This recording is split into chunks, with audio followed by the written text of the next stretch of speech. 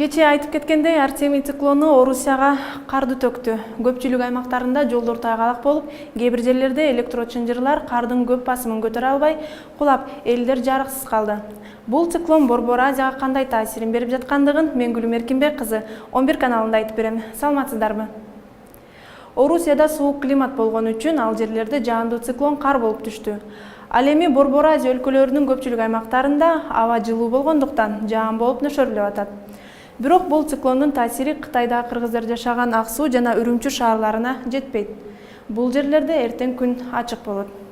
Ал эми суук климаты менен айырмаланган Казакстандын борбору Астанада кар дагы эле токтой элек. Алмата шаарынын климаты азыр жылуу болгон үчүн бул жерде кар жаа элек. Эртең шаарда жаан жаайт. Ал эми Өзбекстанда декабрь башталса да, абанын температурасы түшпөй жылуу климат сакталууда. Эртең Фергана өрөөнүндө, Борбор шаары Ташкентте жана Нукус өрөөнүндө жаан жаайт.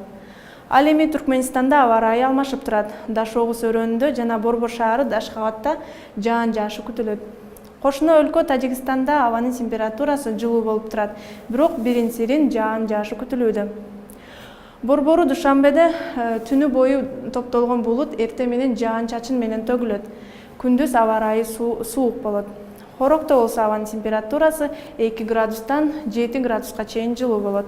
Асманда ала булут каптап турат, жаан бул жерде дагы жаайт.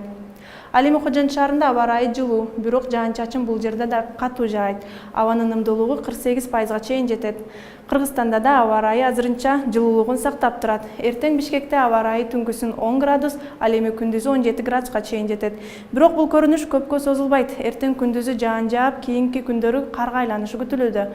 Тоолуу райондордо кар жаап, түштүк аймактарда жаан-чачын катуу жаашы күтүлөт. Ток чынжырларына, бактарга суу кар жармашат. Тоолуу аймактардын автожолдорунда кар күрткү жана тоңголок тайгак болот. Батыштан соккон шамалдын ылдамдыгы секундасына 17-22 метрге чейин жетет. Мына ушинтип Кыргызстанда да кыш өз ордун ээлей баштады. Кандай гана аба ырайы болбосун, үйдөгү аба ырайыңар дайыма жылуу болуп турсун. Алдыдагы эс алуу күнүңүздөр жакшы маанайда өтсүн. Көрүшкөнчө.